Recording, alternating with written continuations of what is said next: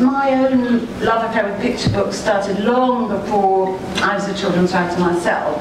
I wouldn't say it started when I was a child, because there weren't so many picture books then. It really started when I had children myself, and I discovered Each Peach Pear Plum, Dogger, the Tiger Came to Tea, John Birmingham, all those wonderful authors and illustrators. And the books were always quite small then, you know, they were this sort of size. They were quite humble, you know, nowadays they're a bit quite big and glossy, aren't they? But I suppose what was so wonderful, I discovered, was those sessions with your child, usually at bedtime.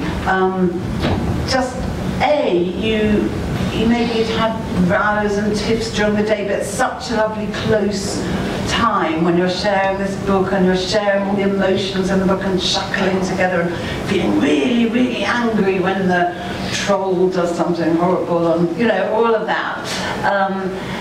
Plus, it's just so brilliant that children who, you know, maybe you live in a council flat or you live in a country cottage, and your life obviously is quite limited.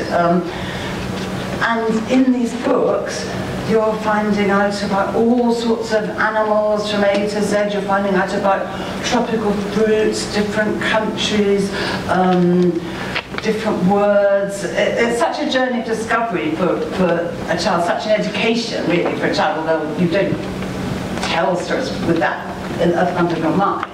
But your child is finding out about the world, and perhaps even more, they're finding out about themselves, about their own emotions. They're recognising characters or animals disguised as humans, you know, because the animals in picture books are really people, usually.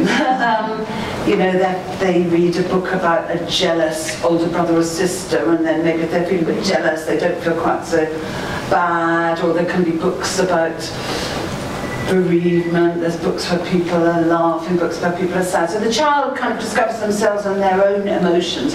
And you, as a parent, discover so much about your child, which you might not do otherwise. I was quite struck, for instance, this isn't actually a picture book, well, it has got pictures, but Winnie the Pooh, you know, two of my children, yeah, they quite liked it. The third one just got it and just chuckled away at all the little jokes about Eeyore and so on. And I kind of discovered that child, what his sense of humour was like. Whereas another of my children,